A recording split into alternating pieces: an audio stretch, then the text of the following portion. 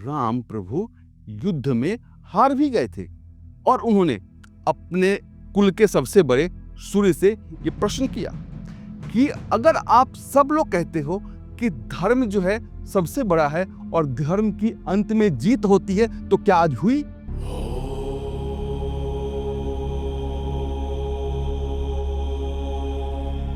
ओम नमो। मैं राजीव तिवारी, पूजा श्री का मैं CEO हूं और फाउंडर हूं।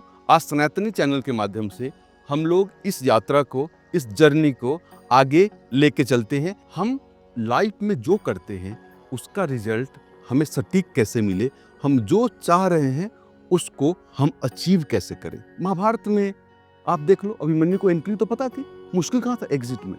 कभी हम कोई भी काम शुरू कर देते हैं, मुश्किल तो हम शुरू तो कर देते हैं, लेकिन कब तक करें, कब निकल जाएं, निकल के और क्या करें, ये कौन बताता है? तो इन सभी को बताने का सिर्फ एक देवता है और वो है प्रत्यक्ष देवता, हमारा सूर्य। सूर्य देवता जो है हमारे जीवन में, वो सभी लाइफ फोर्सेस को कंट्रोल करते हैं जो पॉजिटिव डायरेक्शन हमारे लाइफ का फिक्स करती है। आपका चीज बताओ, साइंस के हिसाब से भी जो गर्माहट है, जो हीट है, वो पॉजिटिव चार्ज्ड है और जो ठंडा है वो नेगेटिव चार्ज्ड है।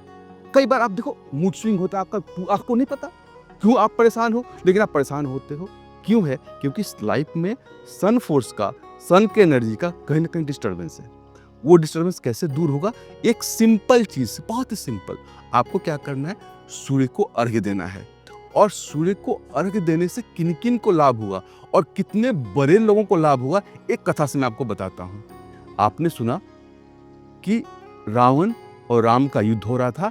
एक दिन आपको पता है राम प्रभु युद्ध में हार भी गए थे, वो चोटिल हो गए थे और उन्होंने अपने कुल के सबसे बड़े सूर्य से ये प्रश्न किया कि अगर आप सब लोग कहते हो कि धर्म जो है सबसे बड़ा है और धर्म की अंत में जीत होती है, तो क्या आज हुई? तो देवताओं ने ऋषि अगस्त को उनके पास भेजा और ऋषि अगस्त ने उनको सूर्य अर्घ अर्पण और एक मंत्र दिया जिसको हम कहते हैं आदित्य हृदय स्तोत्रम, और नियमित अर्घ देने का उनको शिक्षा दी।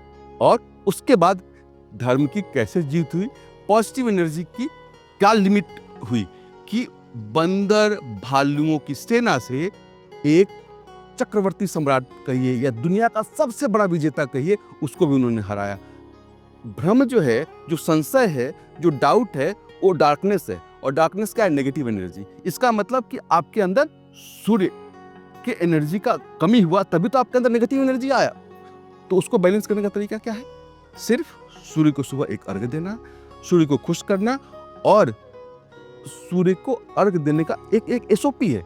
वो SOP आपको पूजा श्री की वेबसाइट से मिल जाएगा और हम आपको प्रोडक्ट भी उसमें बताया हुआ है। उस तरीके से आप करें और ज्यादा नहीं, सिर्फ 45 डेज करें, ओनली 45 डेज, और देखिए आपकी लाइफ में क्या चेंज आता है। यहाँ पे मैं आपको बताना चाहूंगा कि अगर आप पुरुष हैं तो आपको सूर्य अर्घ कैसे करना चाहिए और स्त्री है तो कैसे करना चाहिए। जब भी आप सूर्य को अर्घ दें और मौसम अनुकूल हो तो आप ऊपर का वस्त्र नहीं पहने, शर्ट नहीं पहने। और कारण सिर्फ इतना है कि जब हम सूर्य को अर्घ दें तो सूर्य का पूरा रोशनी, सूर्य का पूरा एनर्जी हमें मिल सके, और इस तरीके से सूर्य गायत्री के साथ अपने मंत्र को आप कर सकते हैं और सूर्य अर्घ कर सकते हैं, जिससे आपको लाइफ में बहुत बहुत बेनिफिट होगा। हम सबके लाइफ में बहुत बेनिफिट हुआ है। जब हमारी माताएं भगवान सूर्य का अर्घ देवें तो बस आपको इतना ध्यान रखना है सबसे पहले कि जब अर्घ दे रहे हैं तो कोई ना कोई सौभाग्य सूचक, आपके प्रोस्पेरिटी को दिखाने वाले कोई भी सिंबल, जैसे आपने मंगलसूत्र पहना हो, सिंदूर पहना हो, बिंदी पहना हो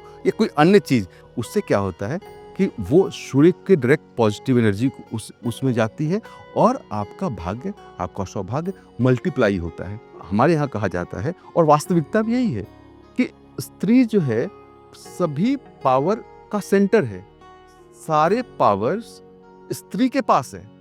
इसका मतलब कि स्त्री डिस्ट्रीब्यूटरी जस्टिस को समझती है और उसके पास अगर कोई पॉजिटिव एनर्जी आती है तो वो इक्वल डिस्ट्रीब्यूशन पूरे फैमिली को करती है। तो मेरा रिक्वेस्ट है कि सभी माताओं को सूर्य अर्घ अवश्य करना चाहिए, पूरे परिवार के लिए, अपने समाज के लिए, अपने देश के उत्थान के लिए। ओम नमो।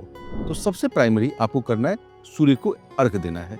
अर्घ देने के लिए आपको एक पात्र चाहिए, तांबे का एक लोटा चाहिए, इसके अंदर जल डाल करके, और भविष्य पुराण इत्यादि में बताते हैं कि अर्घ आपका संपूर्ण नहीं होता जब तक कि उसके अंदर गंधाक्षत नहीं जाए। गंधाक्षत में मुख्य क्या है? ये अष्टगंध है। अष्टगंध ये दिव्य औषधियां हैं, ये बहुत ही डिवाइन हर्ब्स हैं इसके अंदर, जो कि ग्रंथों में बताया हुआ है कि आखिर सूर्य भगवान को प्रसन्न करने के लिए कौन कौन सा ऐसा हर्ब है जिसका फ्रेग्रेंस सबसे ज़्यादा पसंद है। तो पूजा श्री अपने रिसर्च के हिसाब से उन 8 औषधियों को, जिसमें रक्तचंदन, केसर, नागरमोथा इत्यादि ऐसे ऐसे बहुत सारे जड़ी बूटियां हैं, जिसको लाई है हिंदुस्तान के डिफरेंट रीजन से, और उसको एक साथ आपको देती है। क्यों?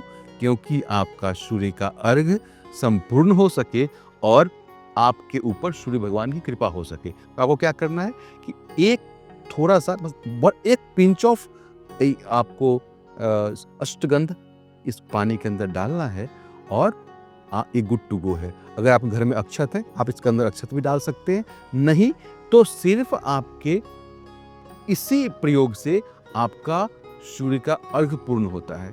कई लोग हैं, हम लोग भी शहरों में रहते हैं, हमें पता है कि हमारे घरों में कई बार सूर्य का डायरेक्ट, या घर का हमारे फ्लैट का डायरेक्शन ऐसा होता है कि हमारे यहाँ कई बार सूर्य की रोशनी नहीं आ पाती, या हम अर्घ नहीं डाल पाते। इसके लिए आप क्या कर सकते हैं कि अर्घ्य पात्र है, अर्घ्य पात्र के अंदर थोड़ा सा जल डालें, और इसमें थोड़ा अष्टगंध डाल करके, और अपने मंदिर के अंदर ही पूर्व दिशा की तरफ आप इसको ओम घृ सूर्याय नमः, और उससे भी आपको उतना ही पुण्य फल की प्राप्ति होगी। आपके जीवन में उतना ही लाभ होगा, उतना ही बेनिफिट होगा, जितना आपको बाहर जाकर अर्घ देने से होता है।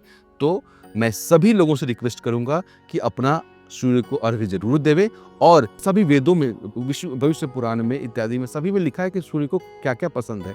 उन चीज़ों को इकट्ठा करके आप जल में डालिए और उससे अर्घ कीजिए, नहीं तो पूजा श्री का अष्टगंध लीजिए और उससे अपना अर्घ दीजिए। अर्घ दे करके सूर्य को प्रसन्न कीजिए और अपने लाइफ में सकारात्मक एनर्जी, पॉजिटिव एनर्जी को महसूस कीजिए। ओम नमो